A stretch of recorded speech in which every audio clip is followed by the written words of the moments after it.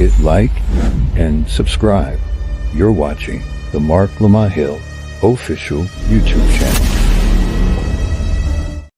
Peace, family. It's your brother, Marc Lamont Hill. Welcome to Night School. Every night here on the Marc Lamont Hill official YouTube channel, we hold Night School, where we break down the most controversial subjects, the most engaged debates, the most interesting topics going on in the world today. And tonight is absolutely no different. We got a lot of cool stuff we want to cover. A couple big stories that I want to unpack, not just at the level of news, because we ain't a news channel. I don't just want to opine, because we ain't a podcast. We doing something deeper. It's a global classroom, and that's what we do here every single night on Night School. So make sure you hit the like button, make sure you hit that subscribe button, and also make sure you let us know where you're writing in from. Drop in your name, drop in your city, drop in your state, drop in your country. Again, global classroom means people are all over the world checking into this thing, and we really appreciate it. It's so good to see everybody. It's so good to talk to everybody. I love y'all. I appreciate y'all. And we're going to get right to it, though, because I know it's late and I know y'all got places to go and people to see. So let's get to this first big story here. Oof, it don't stop. Texas Democrats who skipped town to stall redistricting say that they're back and they're calling it a win. Let me give you some context here. After weeks away, they returned to Austin, Texas on Monday, declaring that they're, quote, more dangerous to Republicans' plan than before, vowing to challenge the new congressional maps in court as a violation of the Voting Rights Act. This is important to understand as a context here. Texas is doing something super interesting, super dangerous, and something that we have to pay careful attention to. And again, y'all, we're talking about the State House here, and this isn't the U.S. Congress. So, because people are like, why isn't Speaker of the House doing something? People are saying the minority leader should be doing something. People are saying, all the U.S. congressional power should be marshaled here. And there's a way that the U.S. Congress can do some stuff. But again, this is Texas, not the U.S. Anyway, they're attempting to redistrict or reorganize districts in ways that will ultimately create more Republican strongholds, that will ultimately make it harder for proper representation or fair democratic representation of the people. And it basically is part of a bigger push. And it's the bigger push I want to get to, because it's not just about Texas. As goes Texas, often so goes the country. Same thing with Florida and sometimes California, depending on what we're talking about. But right now, this GOP strategy is one that will ultimately not just change state politics, but national politics. Anyway, the Democrats pushed back. They walked out. They did all they could symbolically to push back. And now the question is, what else can you do? Well, anyway, after being weeks away, again, they returned to Austin, Texas today.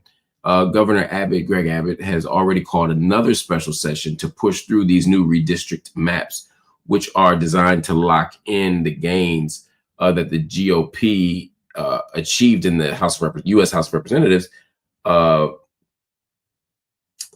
of 2026. In 2026 midterm elections, they want to basically take the gains that they've made statewide and, frankly, everywhere. They mollywop the Democrats. They want to take those gains and make sure that they translate into increased power in the U.S. House, the U.S. Senate, which only strengthens the Trump agenda. So all of this is part of the issue. And it's part of the GOP ultimate plan, because Donald Trump is literally cheering it on. He called it one big, beautiful map. That was the language Donald Trump used. One big, beautiful map. Now, Democrats admit that blocking the maps outright is unlikely. It ain't going to happen. But they say that the walkout at least killed the special session, which drew national attention to what was going on in Texas. And it laid the groundwork for the lawsuits that are going to take place. Anyway, at the same time, Republicans celebrated reaching quorum again, issuing arrest warrants. They issued arrest warrants to force Democrats back to the floor if necessary. So the Democrat approach is, we're going to walk away. We're going to resist. We're going to kind of slow down the wheels for Republicans, and we're going to, use the legal system to the extent that we can. But Republicans are saying, we're going full steam ahead. This is legal. This is constitutional. And if Democrats don't play ball, we're going to get them locked up for violating their duty. The fight in Texas is bigger than Texas, though. And this is what I was getting at earlier. You got states like California, you got states like New York that are trying to redraw their own districts. Now, why would they be doing that? Well, California, as you know, is a blue state. As you know, New York is a blue state, firmly blue. And the whole idea here is, well, if y'all gonna play dirty in Texas and redraw the districts in ways that eliminate Democratic Congress people, men and women, that eliminate Democratic representation, then we'll do the same thing in New York. We'll do the same thing in California. We'll even it out. Gavin Newsom, the governor of California, and somebody who's always seems to be campaigning for something, is pitching new maps that could net Democrats 5 House seats, which would basically take away the advantage that Trump and Abbott are trying to get in Texas. So the Democrats are fighting back for once. They're speaking out for once, but it seems like they're fighting back mainly to save their own jobs. But you know what? I ain't mad at that. I mean, I am mad at that, but whatever gets the job done. What we can't have is more Republican representation in the Congress. Yusuf T93 said, I don't like Newsom, but his tweets have been fun. I think there's a lot of that sentiment right now, not just about the tweets, but about the idea like, look, I don't rock with homeboy, but look, at least he's pushing back. Ifiolu Clater, to the noob said, why did they come back? It's a great question, Ifiolu. I don't know. That is being echoed by Karen D, who said, I'm so disappointed that the Democrats came back to Texas. They are so weak. Folks start saying, I don't want to get locked up. I don't want to lose my job. I don't want to be this. I don't want to be that. And yeah, they start to fold. Now, I'm not saying that I don't have a clear sense of what the out here is in the limited context of Texas. I think the out is what we're seeing now, which is a kind of national push. Dr. King used to say, when dogs bite us in Birmingham, we bleed everywhere. That's what we need to see right now, a sense that we're bleeding everywhere. So when New York and California step in and say, hey, you do that over here, we got something over there. Maybe that stops Texas. Maybe that stops Newsom. Abbott. Maybe. Or maybe they see who blinks first. And they'd have every reason to believe the Democrats would be the blinkers because they usually are. Anyway, there's another story. We got to get to it. It's a fascinating story. This country's a crazy place, man.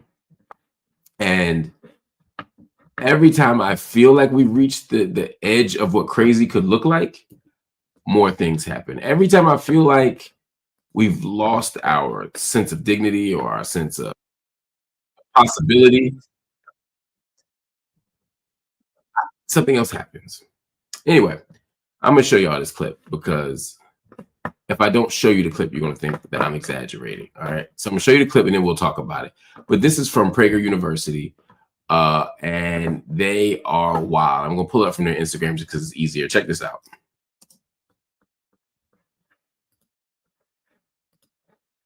It's time, and it's taken place in every corner of Sorry, I'm pulling this audio. the world, even amongst the people I just left. Being taken as a slave is better than being killed, no? Before you judge, you must ask yourself, what did the culture and society of the time treat as no big deal? Did you hear that? I'm going to play it one more time for you. One more time.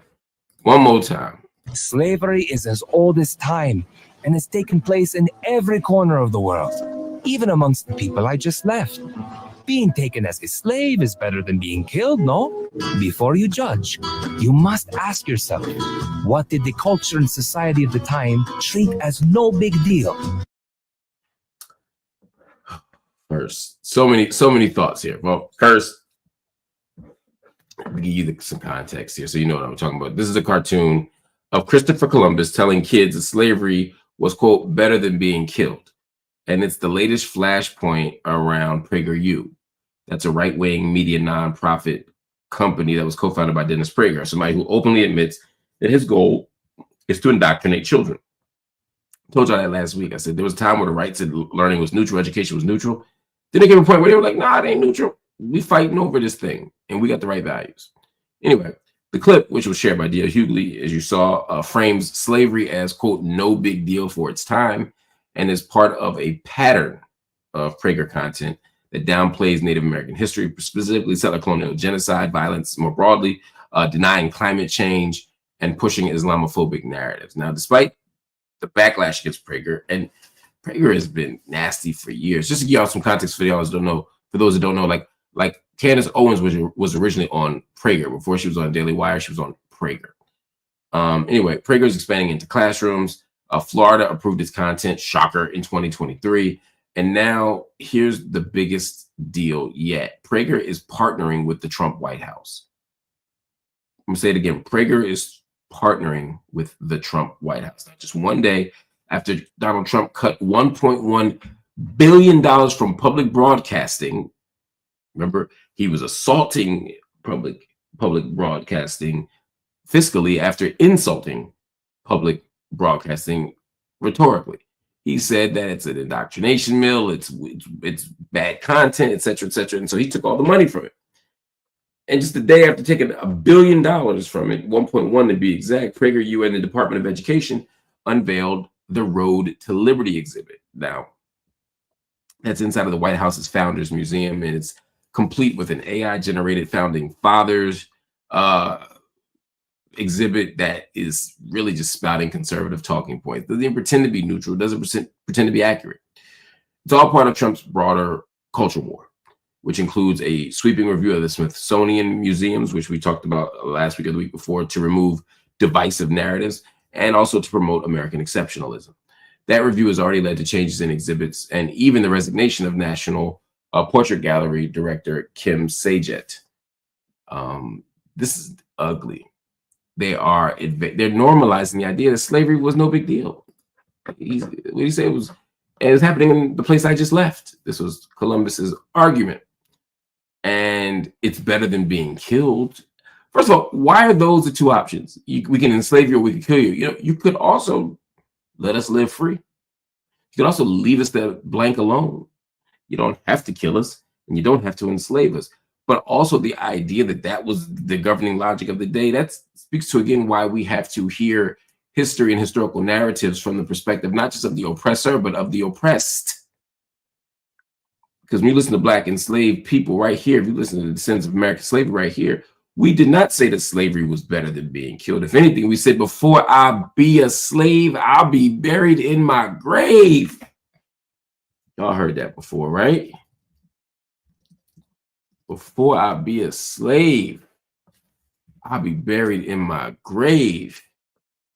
And what? And go home to my Lord and be free.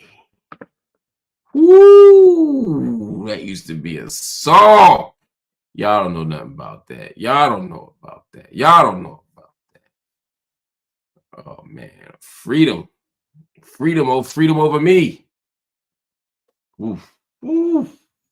Anyway, don't get me excited about that. So you have me running around this room shouting. It used to be called "Old Preaching," by the way. I don't know if y'all know that. Before it was called "Old Freedom," it was called "Old Preaching." Oh, preaching! Oh, what preaching! Oh, what preaching over me! Over me. Before I be a slave, I'd be buried in my grave and go off to my Lord and be free. And then it went from old preaching over me to old freedom over me. But in both versions, woo! That's the ethos of Black struggle. A radical freedom dream that was committed to freedom. And even if I didn't live to see the freedom, someone else will, and that's worth it. But Prager and them don't care about that. They don't care about our history. They don't care about our beliefs. They don't care about our tradition. They don't care about our ethos. They don't care about our resistance. They want to not just extinguish it, they want to erase it. Whew. Well, from the sublime to the ridiculous. Let's talk about Drake, y'all. I know, I hate it too, but we got to do it. Drake is turning up the pressure in his defamation lawsuit over Kendrick Lamar's "Not Like Us." Yes, it is August. Yes, it is August of 2025. And yes, we are still talking about "Not Like Us."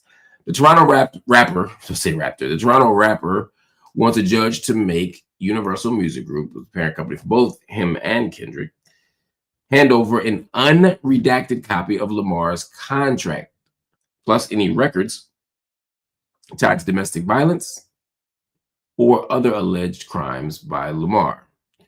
The beef, which started with Drake and J. Cole's first-person shooter Big 3 line, which I didn't think was really that much of a diss. To me, like that is really where it takes off. But anyway, it spiraled into diss tracks packed with personal accusations, and Drake claims that UMG quietly boosted Kendrick's hit Not Like Us by cutting licensing deals and paying third parties to spread the pedophile smear that comes up, of course, in Not Like Us, A Minor, the weird cases, all that stuff, all to hurt his brand during contract talks. Now, Universal Music Group gave up the contract, but blacked out, i.e. redacted, so much that Drake's team called the contract, quote, virtually unreadable. He also wants Interscope's revenue data, Kendrick Lamar's catalog valuation, and communications from UMG's CEO, Lucian Grange, who he suspects helped fuel the rivalry. Now, the label says that Grange had, quote, no meaningful involvement. Now, allegations of personal misconduct, of domestic violence in particular, are hard to get in front of a jury unless they directly connect to a defamation claim. Courts often exclude them as irrelevant or overly prejudicial to the jury. So if Drake can't prove that Universal Music Group, also UMG, I'm saying from now on, use those accusations to hurt him, a judge might block them entirely. But just requesting them can shape the headlines. It can shift public perception, and it might turn the legal fight into a PR battle. Now, sidebar, no extra charge for this. Drake might really just be trying to strategically get his lick back in the court of public opinion. This is what we were talking about the other day on the JVP. Like, he might just be saying, look, I want to get this evidence out to smear Kendrick, or not to smear him, but to make him look bad. Smear almost sounds like it didn't happen. So I'm saying, like, Drake's saying maybe this did happen and the public needs to know. And maybe while Drake's position might be, look, while Kendrick is over here calling me a PDF file, and I'm not, he's over here doing the things that I accuse him of doing in my raps. Now, to me, that's, well, give me a second. So he's going to do that through discovery evidence. Almost anything relevant can be requested and exchanged privately between parties, even if it never sees the inside of a classroom, the courtroom. So even the request for discovery can lead to some of this stuff that we're talking about. Then you got admissible trial evidence that must meet strict legal standards, relevant, reliable, and not overly prejudicial. And the judges will act as the gatekeeper. But again, just bringing it into the conversation is important. Why? Because in both cases, you have a strategic leak risk. Discovery materials aren't always public, but in high profile cases, what gets requested can get leaked. And if it gets leaked, it could be as newsworthy as what actually gets proven. That's where it gets tricky. So Drake might be trying to win a legal battle here. He may have a principled struggle here, or he could be trying to get his look back to the court of public opinion, or it could be the truth could be somewhere in the middle. Like, I don't want to beat up on Drake here. If Drake feels like he was strategically undermined by his own label, and that the label chose sides, and that they strategically made Drake look bad and strategically cheapened his brand and lowered his Q rating and his ability to market and monetize his own success. If they did all that on purpose so that they don't have to back up the Brinks truck during the renegotiation, then Drake is right. And I certainly don't want to side with UMG over Drake. I mean, Drake's an artist. Drake's the worker in this case. I ain't trying to side against Drake on that.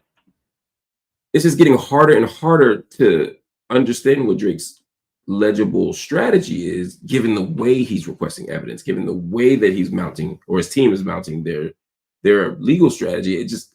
It looks more and more like he's bitter and angry, and less like he has a real legal battle here, a winnable legal battle. I'm not saying he doesn't. I'm just saying it's starting to look bad. So I'd love to hear Drake's team explain what's going on a little bit more so that we can make some sense of it. And in the meantime, Kendrick is just chilling. I'm just tired, y'all.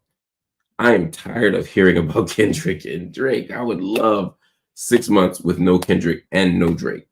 I would love that. Now, if it's just music, cool. If Kendrick puts out an EP or an album or a single or a feature, great. He just did it on the Clips album. Loved it.